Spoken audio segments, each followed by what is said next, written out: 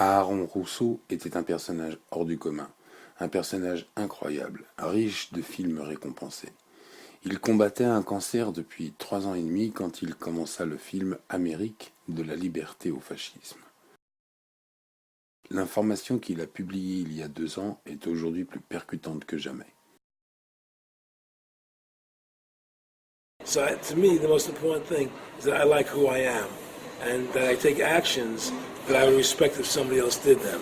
That you live a life of character, honesty, truthfulness, and I believe that a person has the ability to mold their character like a sculptor can mold a piece of clay. You know, there's no saying the leopard never changes in spots. I don't believe that. I believe people have the total ability to mold their character into what they choose to be in their life, what their ideals are. And that's what I try to do with my life. I am not the same person today as I was 30 years ago. I've changed a lot because I wanted to be something better than what I was before. And my philosophy is that you have to like yourself, you have to be a decent person with character and integrity and honor. And that's what's important. And through managing Bet, I started producing shows on Broadway where I won the Tony, and I produced a television show where I won the Emmy with Dustin Hoffman and Bet, you know, and then I produced The Rose for her, where she got Academy Award nominations. And then that led me to producing Trading Places, which everybody knows. You know, I think it's the best Eddie Murphy movie. Well, it's a good one. I don't know if it's the best, but it's a really good one. And I'm very proud I made that movie. The American people are living in a matrix. They don't understand the truth of how things are working in this country, you know. And let me give you an example of what I'm talking about. The very fact is that if you ask 100 people on the street, what kind of government is America supposed to be? 99% of them will tell you a democracy. America is supposed to be a democracy. But that's a lie. That's an illusion. The word democracy is not written into the Constitution at one time. It's not in the Bill of Rights. It's not in the Declaration of Independence. The Founding Fathers hated the idea of a democracy. They thought it was the worst form of government there is. And I agree with them. Because in a democracy, 51% of the people control 49% of the people. If you're part of the 49%, you're not free. America was founded as a constitutional republic. And in that constitutional republic that we have, 99% of the people can't take away the rights of 1%. You have your rights because you were born with them. You have God-given human rights that nobody can take away from you. The government, the majority, no matter who they are, I can't take away your rights. And that's what our founding fathers gave us. But the psychological operations that they do to us, they make us believe that we're a democracy and that majority rules, you see? And they want you to believe that. Because then they tell you this poll says this many want this and this many want that and this many want this, and it doesn't have anything to do with anything. Well, Hitler was elected. Hitler was elected. Hitler did everything legally. And in a constitutional republic, a minority is protected against a majority. Wasn't it Benjamin Franklin, to paraphrase, that said democracy is 2 wolves and a sheep voting on what's for dinner? Exactly. And then he also said in a republic, the sheep would have a gun to protect himself. You know, and that's the truth. America's not a democracy, but you ask the most intelligent people what form of government America is supposed to be, they'll say democracy, because that's what they've been brainwashed. They've been psyoped into believing that. They believe that we're in Iraq. They believe we're in Iraq to promote democracy. The word democracy, you hear George Bush saying democracy means freedom. No, democracy equals New World Order. Democracy equals slavery. The word democracy is not synonymous with freedom. It's the opposite of freedom. Democracy is the worst form of government you can have because it's majority rule. And the government can tell you exactly what they want to tell you to do because the majority wants it. I don't care what the majority wants. I live my life as I choose. And if I don't commit violence, theft, or fraud against another human being, I can live my life as I wish. That's my choice. And if I'm allowed to make mistakes, because when you make mistakes, you learn from them. You grow as a human being. We're put on this earth to become the best individuals we can be, to fulfill our God-given potential, right? We're not here to put on this earth so the government can tell us how to live our lives and what we must do. We put into these systems and these paradigms. No. The same thing in health. You know, if you're sick, you have to have a certain protocol. Nonsense. Be individuals, think for yourself, have critical thinking, And so what's happened is that because they've taught everybody that we're a democracy, which is not true, so then in 1913, they bring the Federal Reserve System into being, right? And now you have this Federal Reserve System, which then in 1913 got the right to create money for the government, when before that the government created its own money. In 1980, Ronald Reagan said not one red cent of your income tax money goes to run the country, it all goes to the Federal Reserve. Well, it was the Grace Commission report that said that not one nickel goes to the infrastructure of the country, I guess Reagan quoted that. Too, right. So. And so, but the point I'm trying to make is that by creating this Federal Reserve System, the government now became dependent on these private banks for money, and they started taxing us. You see, and so now what happens is that in 1935, I believe it was, Social Security started. And they gave you Social Security cards, said not to be used for identification, the Social Security number right on the card, right? And through Social Security, they started deducting money out of your paycheck.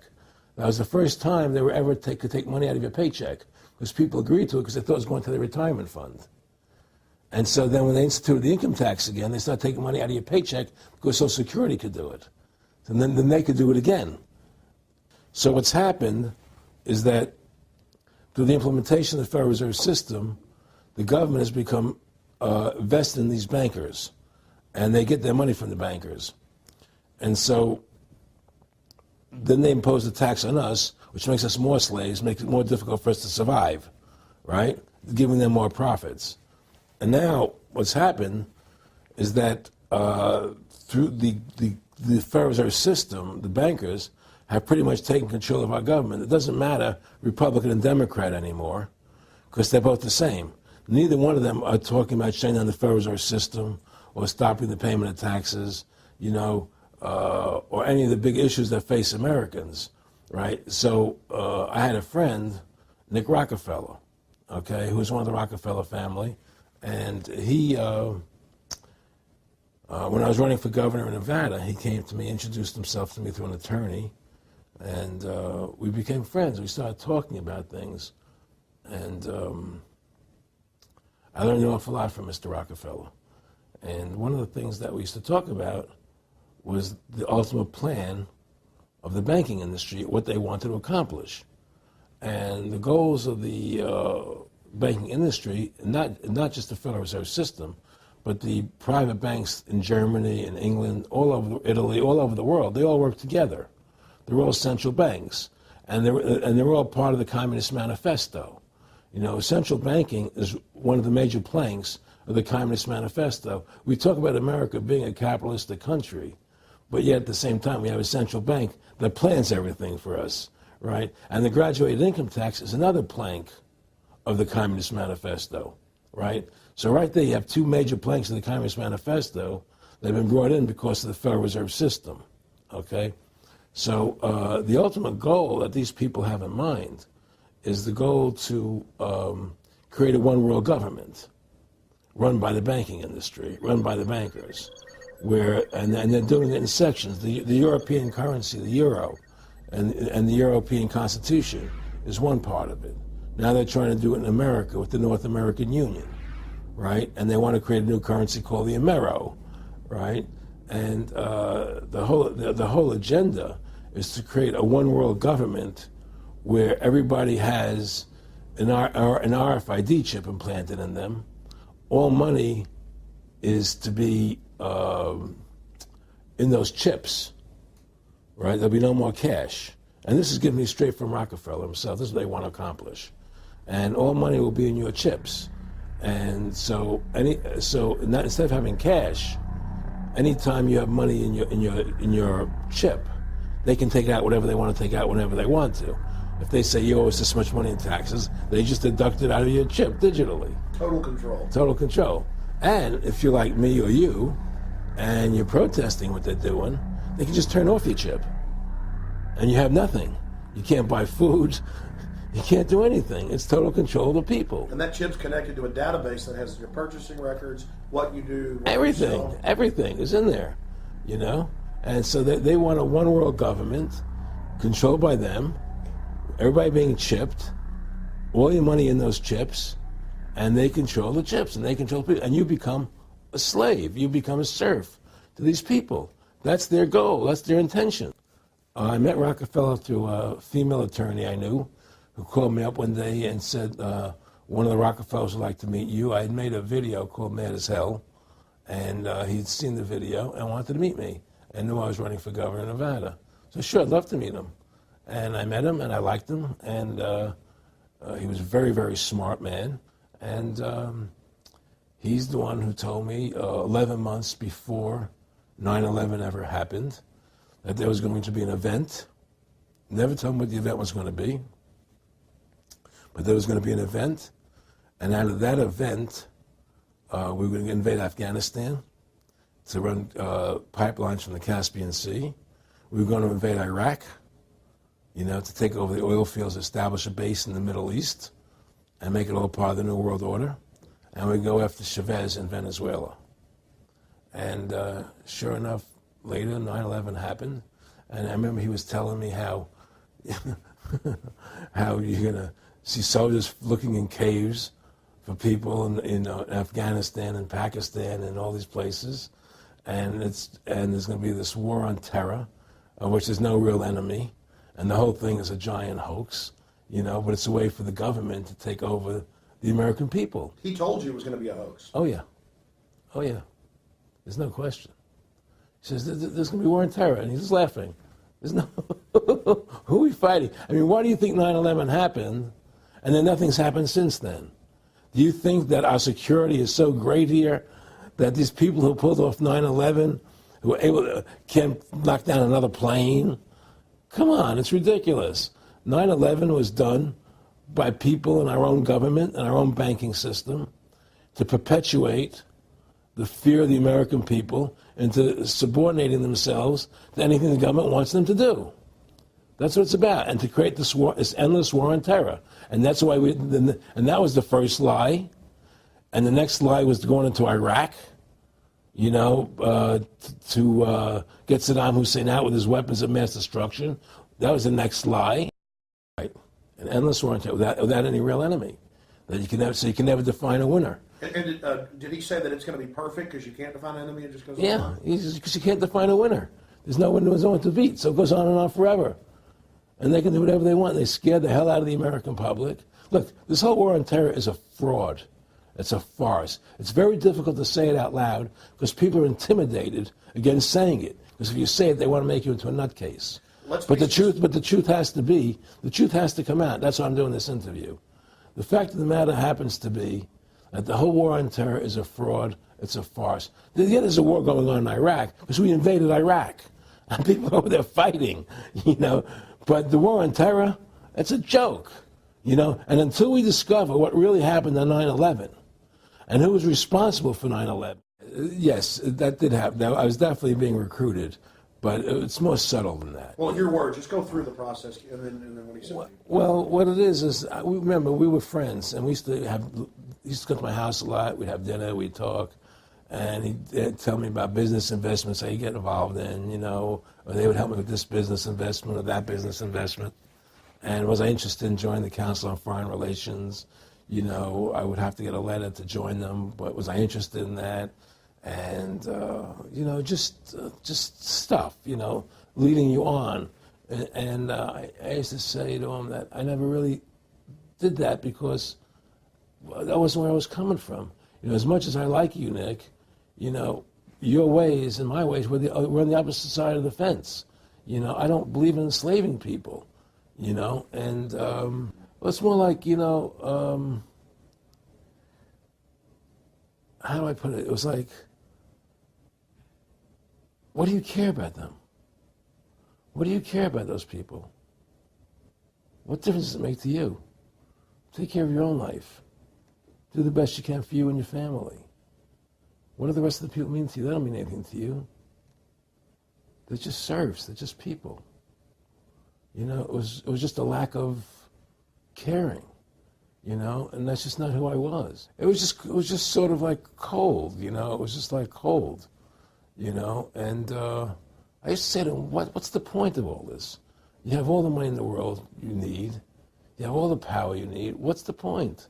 What's the end goal? And he said the end goal is to get everybody chipped, to control the whole society, to have the bankers, the elite people, the bankers and some governor controlling the world. And I said, all the people in the Council on Foreign Relations believe this way you do? He said, no. Most of them believe they're doing the right thing. A lot of them believe it's better off being socialistic. We have to convince people that socialism is really capitalism. Because America's becoming a socialist country. It's a communist country today. Well, one of the things they told me was that he was at the house one night, and we were talking, and he started laughing. He said, Aaron, what do you think women's liberation was about? And I said, I had pretty conventional thinking about it at that point. I said, I think it's about women having the right to work, getting equal pay with men, just like they won the right to vote, And he started to laugh. He said, you're an idiot. And I said, why am I an idiot?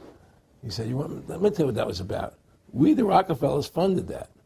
We funded women's lib, And we're the ones who got all over the newspapers and television, the Rockefeller Foundation. He says, and you want to know why? He said, there were two primary reasons. And one reason was we couldn't tax half the population before women's lib. And the second reason was, now we get the kids in school at an early age. We can indoctrinate the kids how to think. It breaks up the family. The kids start looking at the state as the family, as the school, as the officials, as their family, not as the parents teaching them. And so those are the two primary reasons for women's lib, which I thought up to that point was a noble thing.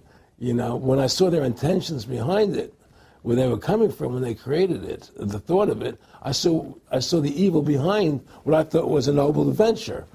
Aaron, did you know that Gloria Steinem, in one of her own books, now admits the CIA funded Miss Magazine? No, I had no idea about that. No, I never heard that. Yeah, we're going to... CIA funded Miss Magazine? Funded Miss Magazine with the stated goal of taxing women and breaking up the family. No kidding. I never heard that. Well, Nick told me. I mean, I know it, but not because I know the CIA was involved in it. Well, Gloria Steinem was proud of it. Oh, the CIA wanted to help women.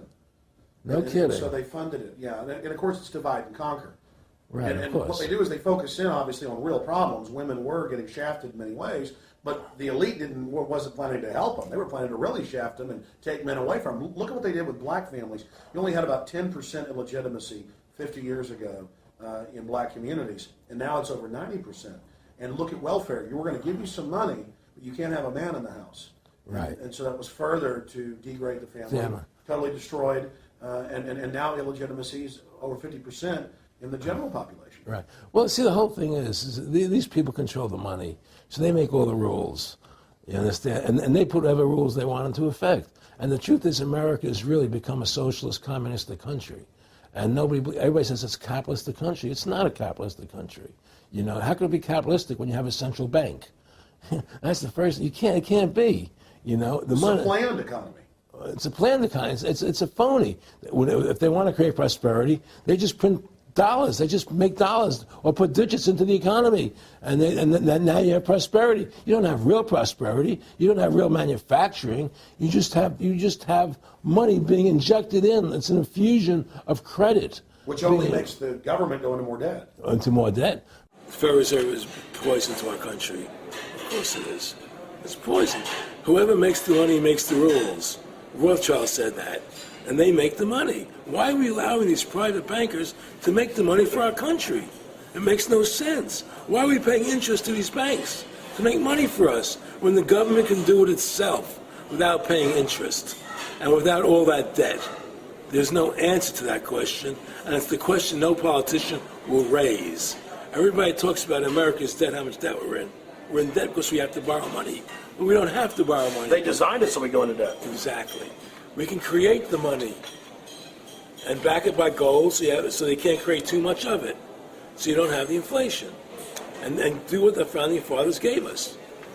But instead, the bankers make the money, they control the government, they buy the politicians, They tell us who gets into office. You have computer voting, that's a fraud.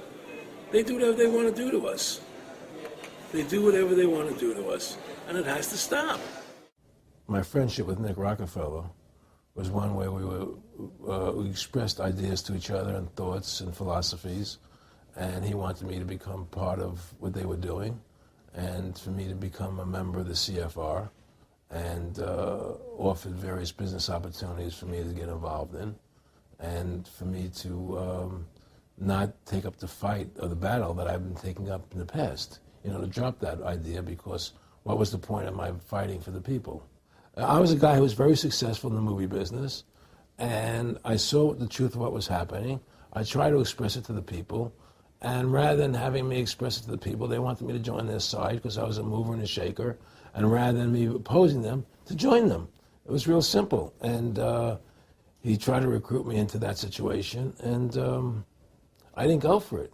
And, it's like, I remember one time he said to me, you join us, so you have an ID card there, and, you have a chip, and your chip will say KMA on it. And I said, what does KMA mean? He said, it means kiss my ass. And anybody stops you, a cop or whatever, and you show them your card or your chip, and they'll know to leave you alone, because you're one of us. Why are you fighting for the people for? What is that about?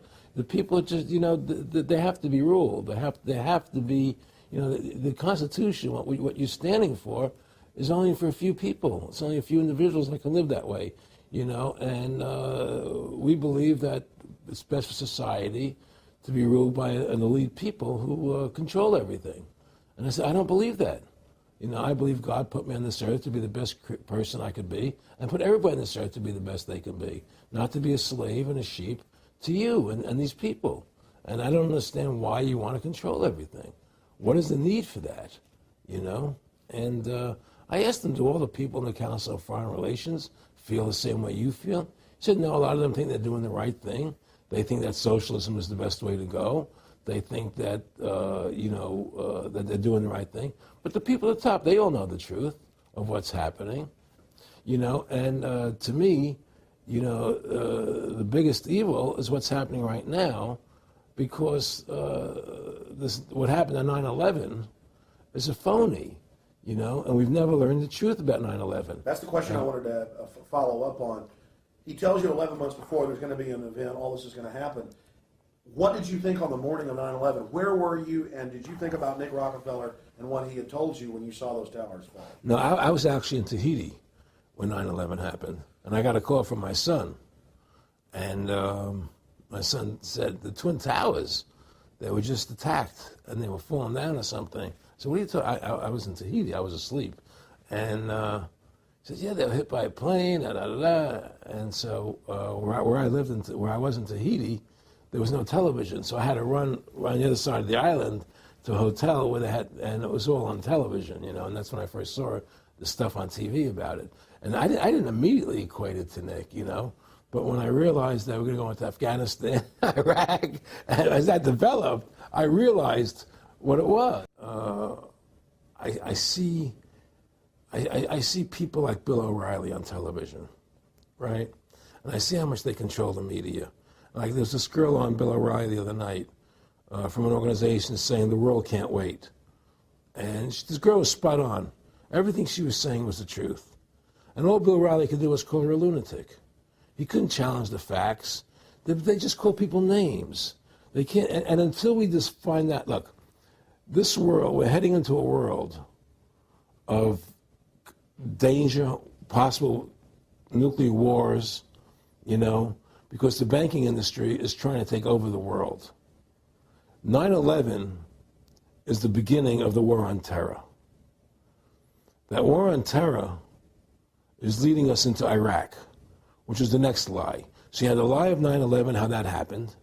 Nobody knows how Building 7 came down. Okay, we know 9/11 was a fraud.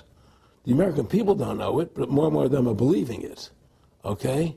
So that was the first lie. Besides the inception, I'm not going back to the inception of the Federal Reserve, that original lie. But 9/11 was the first lie in this present state we're in. 9/11 is the kickoff of the war against the American people and the people of the world. 9/11 was a phony. It's a fraud. It didn't happen the way they told us it happened. Now, because of 9/11, we then had the authority to go into Afghanistan and Iraq. Iraq didn't have weapons of mass destruction. Okay? So that was the next lie. Now they're talking about going into Iran. Now, how would you feel if you were Iran and you had this big, powerful country, America, go into your next-door neighbor, take over their oil fields, right? Wouldn't you be worried that what they were going to do to you? Of course you're going to be worried. But the people of America don't think about it from Iran's point of view.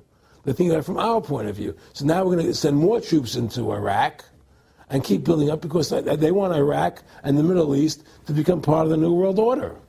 And Iraq was using, Saddam wanted to start using euros instead of dollars, right? He was messing up their whole consumption. Iran wants to start using euros instead of dollars. They have. Okay? So I'm saying what they're trying to do is preserve their power. And one lie leads to the next lie, leads to the next lie. And until you get to the root cause of 9/11, which is supposedly the war on terror, we'll never solve our problems here. Should we send more troops into Iraq? Should we not send more troops into Iraq? Well, the truth is, the fact is, that it all goes back to this war on terror. Where did 9/11 come from? That's the root cause of everything. And until we have a full investigation, find out why Building 7 fell down, why they shipped all the steel out of America so quickly, from the buildings, why all the things that don't make any sense about 9/11, until we find out why it really happened, we'll never understand why there's a war on terror. And we'll never be able to prove that the war on terror is a phony. Nick and I discussed many things. One of the things we discussed, or he brought up in conversation, was reducing world population, and felt that there were too many people in the world. In a way, I agree, there are too many people in the world, but I don't think I have the authority to say who's going to die and who's not going to die, But they felt that they wanted to reduce world population, and he felt that it should be reduced by half. He even mentioned to me once they were having a real problem trying to solve the Israel-Palestinian problem. And he talked to me once about they were playing with the idea of bringing Israel to Arizona, and taking all the people from Israel and giving everybody $1 million and setting up Israel in the state of Arizona. Unbelievable. To end that problem, because that's a problem that they're not in charge of, in a sense. They're not controlling that problem. They're very arrogant. They can do whatever they want to do. We've given these people the authority to create money out of thin air, and through that device, they control everything. And if you want to win the battle to stop that, you have to deny them the ability to create money. It's only because they can make money that they have all this power. They literally have the money machines. They have the money machines. They can print it. They can do whatever they want to do. They own everything. Aaron, we take over pretty quick. If we were the guys that issued the money, everybody had to come give us real assets for the use of this money we just printed up. People. I tell people, why in the world does the American government borrow money from the banks when they have the ability to create it themselves without borrowing it and paying interest on it? Why? And nobody can answer that question. Not one politician ever raises that. Why does the American government borrow money when they can create it without paying interest? Well, we did create it up until 1913. And so people say, well, because if the American government does it, it'll create inflation. That's the answer. I say, well, let's look at it. The American government has the Federal Reserve do it, which creates the same inflation as if they did it. But also with the inflation, now you're getting massive debt. So with the Federal Reserve, you have inflation and debt. Now, if the American government made the money, backed by gold, which limited the amount they could make, you wouldn't have debt and you wouldn't have inflation. But inflation was only about 50% from the 1780s, I've looked it up, until the late 1800s. And then we have the central banks already trying to cause some panics, which they then used to push the Federal Reserve. And if we look at inflation since 1913 into 2007, it's exponential. In fact, $1 is worth about 2 pennies what it was worth in 1913. Federal Reserve Chairman, former Federal Reserve Chairman Alan Greenspan doubled the money supply from 2000 to 2006. And then Edward Bernanke, the new Fed chief, came in and said he's going to double it again in the next 2 years. And then he said, now I'm going to make the money supply numbers secret. And so now we don't even know. Right. But the evidence is they are just, I mean, in the curve of inflation, it gradually grows. And then suddenly at a point, it goes straight up. And it seems we've It's now... parabolic, yeah. Yeah, parabolic. But the thing is that the only thing I disagree with you on from early 1800 to 1913, there was no inflation other than during the Civil War. You know, when Lincoln was Well, I'm printing talking about how much a dollar was worth. And I know never changed. There was no inflation. In that whole 100 years, there was no inflation. People knew what the money was worth. They could retire. They knew what it would cost them to live their lives out. There was no problem. It was only since 1913, when the Fed came in, that we created massive inflation and massive debt. So then what you said earlier, then there really wasn't inflation. There was no inflation. So you don't get inflation when the government issues the money, at least in the U.S. history. Not if it's backed by gold. Well, exactly. But I'm talking about, and I did look this up, and I believe that if you look after the country was set up, and some of the things that happened with Andrew Jackson and the rest of it, there were points where it spiked and there were manipulations. There were points, mostly during the Civil War. Yeah. And that's because Lincoln printed so much money. Exactly. That's right. But once that ended, but basically there was no inflation other than that during that short period of time. I mean, a loaf of bread was a loaf. Of course, the same thing. People could plan their lives. Today, they planned inflation. Now you have two parents working.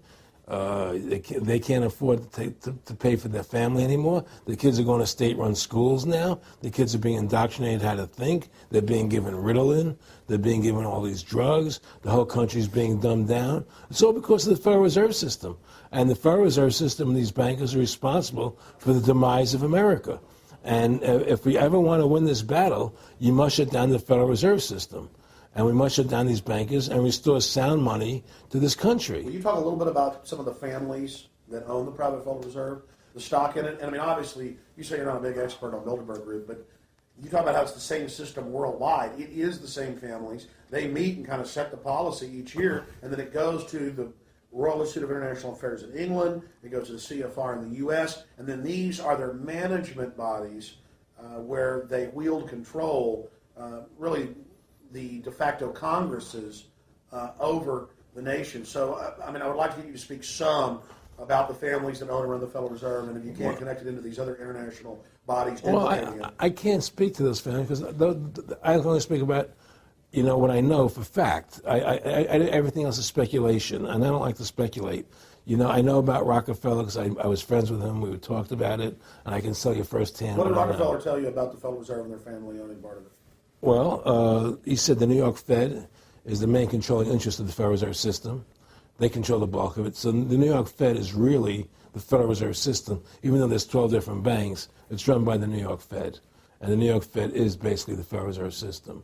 So who's ever running the New York Fed is where, and the families that control it, control the New York Fed. And they're the main engine behind the Federal Reserve System. And that's a wing of the Bank of England. Well, the Bank of England and the Federal Reserve are partners, and the Bank of England is a private bank, and so is the Bundesbank in Germany, and the bank of all the banks of the G8 countries are all private banks. They're private central banks. And look, what happened in Europe? Didn't Europe vote down the European Constitution? Yes. They're still doing it. Didn't they vote down the euro? They're still doing it. They don't care what the people vote. They do whatever they want to do. What we want doesn't matter anymore. It's their agenda, it's their plans that matter. Isn't that prima facie evidence of a tyranny? Well, there's no question we're in tyranny. There's no question we're living in a world where the American citizen is no longer a free individual human being to do the things that they wish to do. We're slaves, and it's getting worse. What do we got to do to bring these people down? In my opinion, you must shut down the Federal Reserve System. And I think that there has to be an uprising.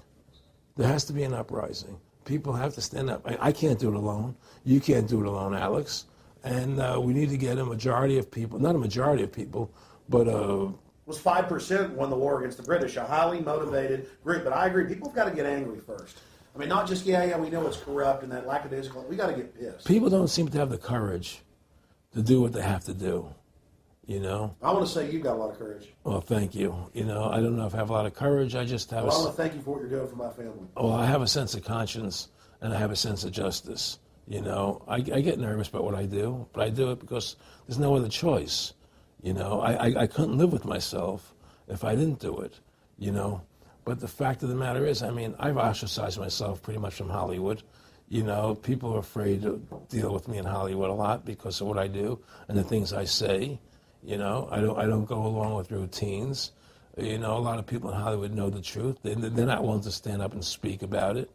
You know, I know many of them have seen my movie, you know, and they know I'm right, and they won't talk about it because everybody's afraid.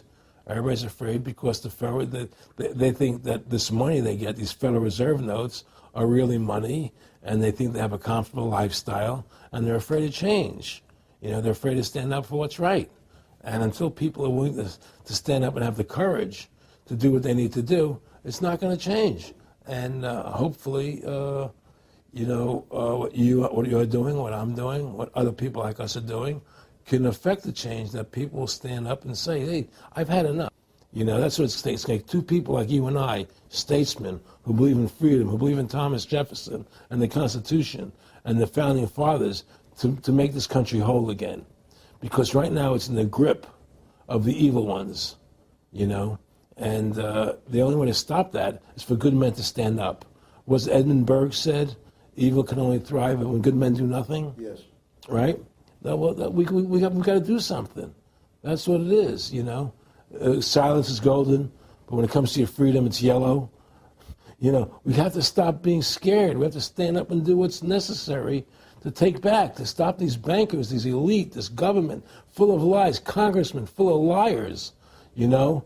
People destroying our borders, you know, creating a government. I mean, imagine this. Here you are in America, and they're combining America, Canada, and Mexico into one country, the North American Union, and the American people don't know anything about it. It's not even in the press.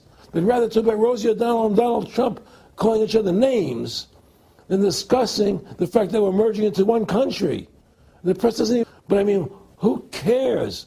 I mean, the fact of the matter happens to be that tells you how controlled the media is. Here you are combining America, Canada, and Mexico into one country, and you don't see it in the press. Unless maybe it's Lou Dobbs. You don't see it in the press. You just don't see it. It should be the top story everywhere. Everywhere, and not a word about it, really. Why? That tells you, there's the evidence that it's controlled. They don't want the American people to know what's going on. That's why they don't protect our borders. That's why we're losing our Constitution, the very document that secures our freedom. Now, they've taken over our government, both Republicans and Democrats. There's no difference anymore between the two parties. They control both parties. It doesn't matter to them which one wins, because who's ever running for president will be someone they anoint, okay? Whether it's Hillary Clinton or John McCain running for president next year, they're going to be people that are going to do what they want them to do. And the fact of the matter happens to be that you can't win an election unless you have enough money to win. They make sure who gets the money. So through these bankers attempting to taking over America, knowing that America was the freest nation in the world, it was necessary for them to take over America, take away our gun rights of freedom to bear arms, and create a country where we become slaves. Because once they take over America, the rest of the world becomes a lot easier for them. And so, by creating 9/11, an event to terrify the American people that were being attacked by terrorists, you create a world where there's an enemy that can never be pinpointed. You can never win the battle. It's a 100-year war. It's a never-ending war on terrorism, right? So you're always fighting this war. And through the war on terrorism, which is the 9/11, which is the first lie, then you create the war on terrorism, which is the next lie. Then you create the war in Iraq for weapons of mass destruction, which is the next lie.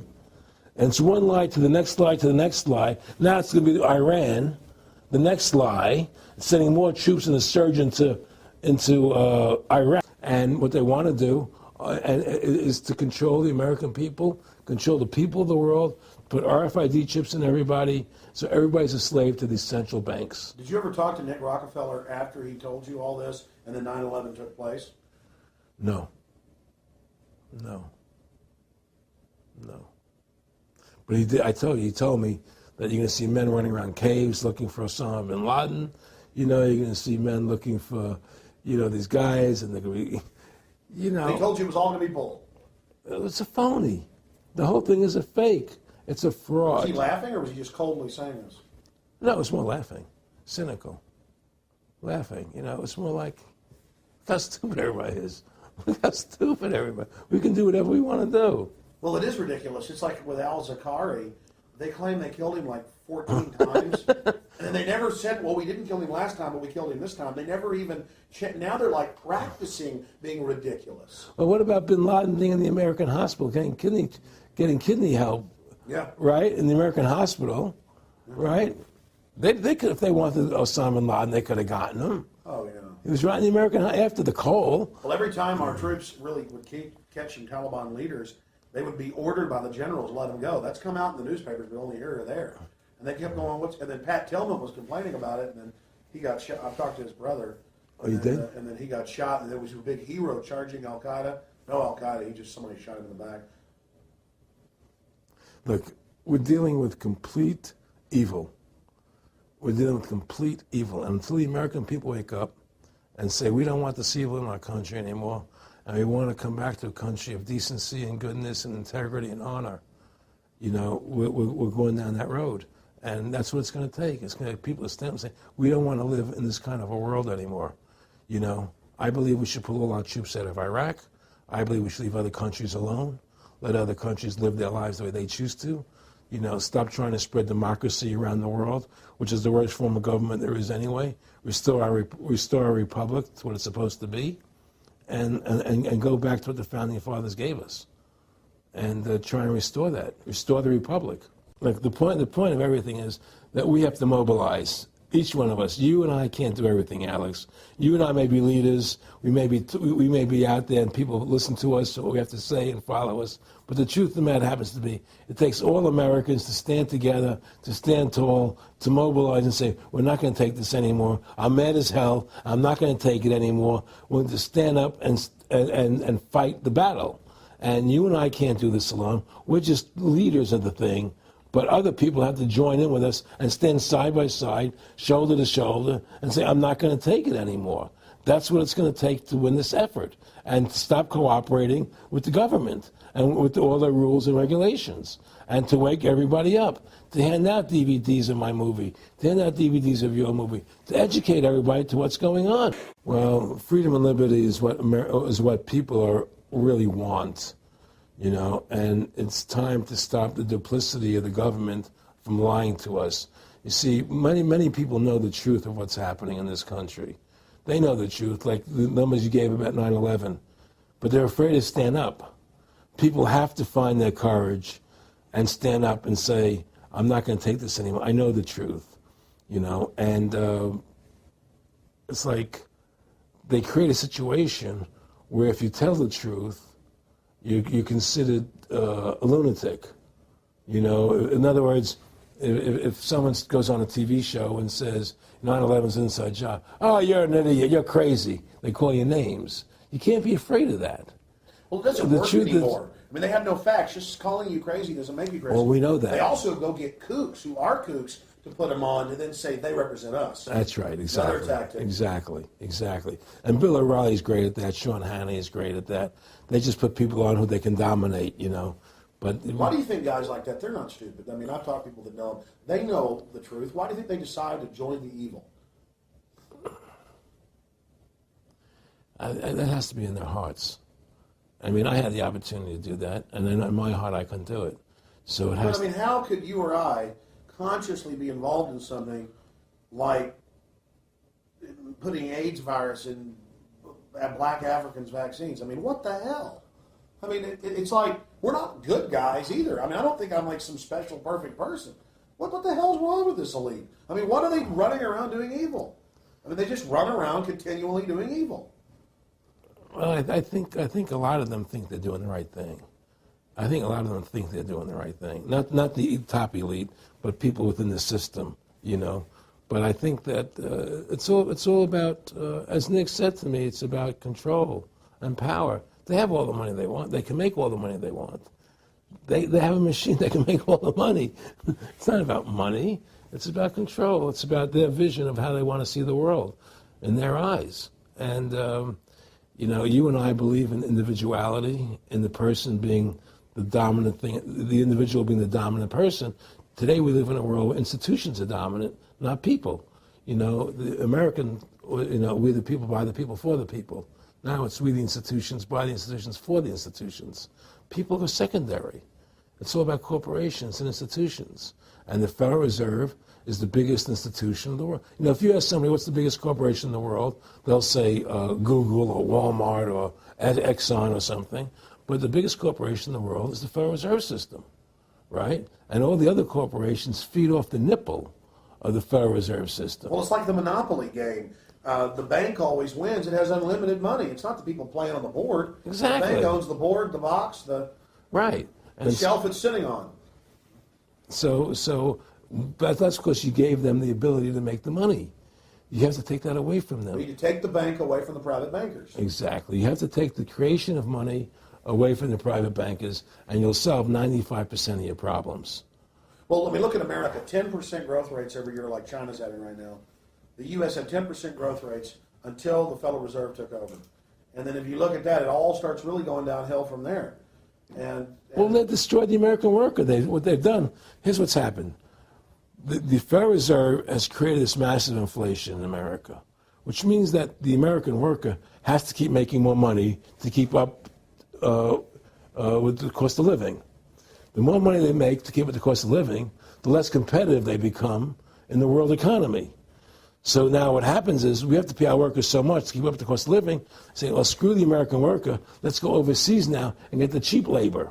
But really, that's a war being waged against the middle class. Of course the it is. bankers print the money. Really, this is a war being waged against the middle class. The bankers print the money. Everything they're doing is about destroying any private pools of wealth or independence. Yeah, but what I'm trying to say is, because of the inflation that they've created, they've now allowed other countries to outcompete us. You see, because other countries don't have to pay as much money as we have to pay here to our workers to survive. Yes. So now we're not competitive anymore. So we've lost our manufacturing base. We've lost our competitive. In the old days, the American worker, you wanted to buy everything American. You wouldn't buy anything from Japan, which was cheap crap. And what does that leave us? It leaves America this military force, and so the elite's giving us a deal. We'll continue to build up your military and give you homeland security jobs, shift your economy over to being the bulldog enforcer of the New World Order. Exactly. You can either and by controlling the economy, they force everybody into that position. That's exactly correct. That's exactly correct. And there's no more manufacturing here. We're a service economy. We do nothing. We provide nothing. We provide nothing to the rest of the world anymore. Well, first of all, Freedom to Fascism is a movie that everybody should see, because we show the fraud of the income tax. We show how judges put people in jail for no reason. We show the corruption of the justice system, and we show how the Federal Reserve came into being and how it's controlling society, and how all the central banks of the world are working together through the Bank of International Settlements. People like when I was in Germany doing cancer treatment. There was a gentleman there who was visiting a friend of his who had cancer. And he was a member of the CFR. And we were talking. And I showed him the movie. He said, oh my God, I'm going to resign. I had no idea this is what the CFR was about.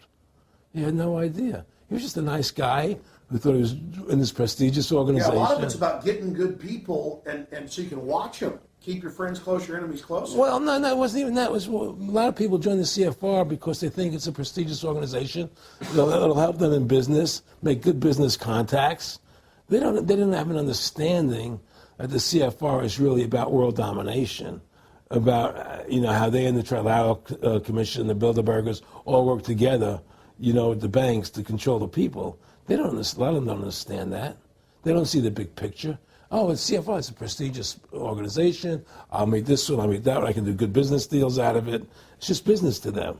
The CFO wants to get the people in there that have influence and power, and so they're part of that. So they're not opposing them, It's like the whole country today is becoming the haves and have-nots. You're getting the very, very wealthy, the middle class is being destroyed, and you're getting the poor people. Isn't this just a slick mafia that took over and uses fancy PR? Well, you can call it mafia, you call it whatever you want, but it's definitely a criminal organization. There's no question about it. But it's a criminal organization that has prestige, that appears to have what's the word I'm looking for? Class, style. It's like, respected. It's respected. People don't look at it as being a criminal organization. That's what a great job they've done. People look at Alan Greenspan as being a hero. The maestro. What do you think happened with him in the late '60s? He wrote a big section, a chapter for Ayn Rand in a book, and he talked about how horrible the Federal Reserve was. We needed a gold standard. Now the bankers are robbing us. And then they literally came in and said, "Oh, and you see somebody who made a deal with Beelzebub." Well, exactly. You make a deal with the devil. It gave him a chance to be one of the most powerful men on the earth, and it gave him a chance to accomplish things he never thought he would accomplish in his life other than that. And it's very seductive. It's a very attractive perfume. I was attracted when they came to me and spoke to me about it. I thought about it. I was attracted to it, They asked me if I wanted to open up these nightclubs, open up a chain of Baywatch nightclubs, and we'll do this thing, we'll do that, and we can do this. All these things were proposed to me, business ventures. But you know what it is? It was your nature, though. It's the way you are. You couldn't take the deal. Well, I can't do that to people. I just can't be in a position where I can do that to other people. I have a conscience, and my conscience would not permit me to do that. People say I'm very courageous. I don't think I'm courageous. I think I have a conscience, and my conscience doesn't allow me to do that to people. It makes me feel sick. I just don't believe in it. No, I agree. When I do bad things, I feel bad. When I do good things, I feel good. Yeah, exactly. I feel the same way. And I don't know what's going to come out. I don't have that much money, but I've got some money, and it's like, what more do I need? I can go on a trip if I want. I can help pay for my kids to go to school and have my wife, comfortable. How do I go out and screw people so I can have some more junk? Well, money's a funny thing. I was talking to Michael Eisner one day, and I said to Michael, you may have $1 billion, Michael, but they're all dollars. If the dollar goes bad, how much money are you going to have? And that's the thing. Everything is denominated in dollars. Everybody thinks in terms of dollars, but the dollar has no value. And someday it's everything returns to the mean. Well, really, the whole universe, financial universe we live in, is a matrix fraud. Yes, it is. And that's why it's going to come crashing at some point. And they're going to try and hold it up as long as they can. Whenever they want to manipulate the markets, they can. If they want to send the price of gold down lower, they can. If they want to send the stock market up, they can. They do that. There's no more free markets. You don't live in a society where free markets rule anymore. You don't live in a capitalistic society. But meanwhile, they say it's capitalistic and free market all day, when really they're waging war financially and politically. Exactly right. Aaron Russo, I want to thank you for this interview. Anything else you want to add? No, I'm happy to do it for you. How about your website? My website, freedomtofascism.com. Go over there, take a look at it. But just, folks, all I can say is, take our country back, restore the Constitution. Don't let these bankers do this to us anymore. Stand up. Don't be afraid of them. And do what you got to do, And I have plans in the works, and when I get over my problems, we'll reveal them, And well, I'll be supportive of that. Thank you, Alex. And listen, you've done a great job alerting people to the truth. And in other words, don't be afraid to be ridiculed by these people. If 9/11 was a phony, and I know it was, then stand up and say it's a phony. Don't be scared to tell the truth. Don't allow their You know, their powers of trying to make you look silly to frighten you. What do you think of what Charlie Sheen did? I love what Charlie Sheen did. I was so respectful of what he did. I just applauded him. People saw right through that attack. They flipped a light switch when they went after him. Yeah, but they don't. You see, the thing is that more people don't come out and do it. You know, to build that wave. Charlie did it. I'm really proud of the guy. David Lynch did. But the media was smart and didn't bite this time. Right. I mean, a few people have, but they're not picking up on it because they control the media. James Brolin did on The View. I heard that as well. But again, they're not picking up. Barbara Walters looked like she's about to have a heart attack. But they don't pick up on it. You see, they don't allow it to go anywhere. You know, it comes if someone says something, they let it die. You know, but they keep perpetuating. You know, the war on terrorism. They keep perpetuating all these things that are lies. And because we've given the Federal Reserve the money-making power, they control the media, they control the government, and they're all in bed together. So you're fighting all this propaganda all the time, and it's a very difficult fight. It is a big idea, a new world order. In the near future, Earth is dominated by a powerful world government. Is known as the Bilderberg Group. Could their objective be world domination? For thousands of years, their dark order grew. Now, as they hail the birth of the New World Order, their great dream of exterminating 80% of humanity is at hand.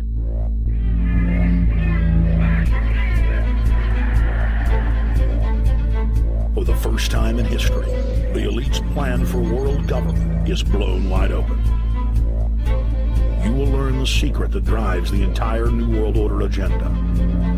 Bilderberg is making great progress toward a world government, and only an educated, informed public can stop them in their tracks.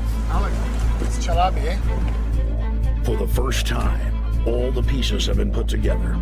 The dots have been connected, and the picture is crystal clear. Earth's ruling elite believe they have discovered the fountain of youth. But before they can attain it, 80% of us must die. A psychopathic technocracy is establishing world government so there can be no escape from their plan.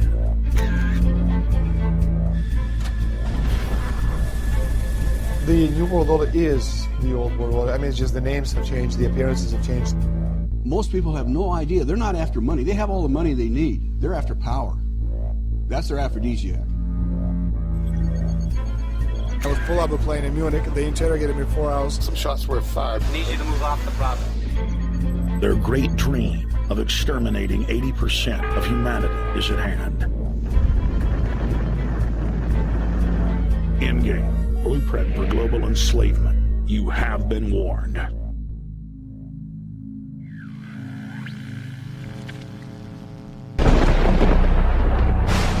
We need to go to where the real architecture of government is, and it's not in a president. Wall Street has hijacked Washington in broad daylight.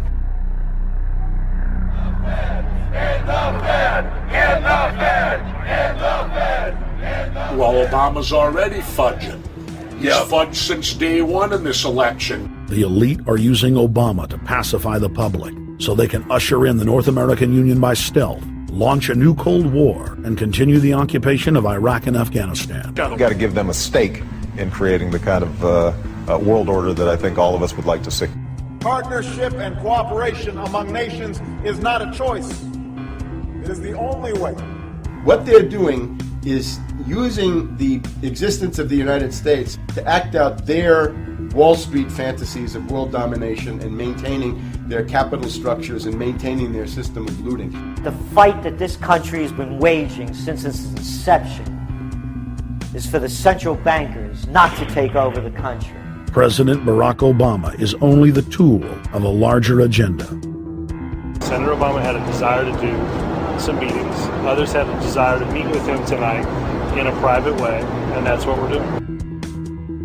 Presidential candidate Barack Obama was publicly criticizing the North American Free Trade Agreement in a bid for votes, but privately telling Canadian officials not to worry about it.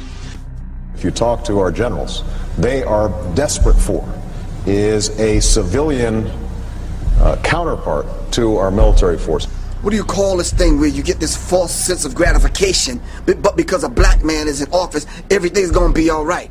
No, everything's not gonna be all right. So I know how unpopular it is to be seen as helping banks right now, especially when everyone is suffering in part from their bad decisions. I promise you, I get it. The Obama deception. The truth strikes back.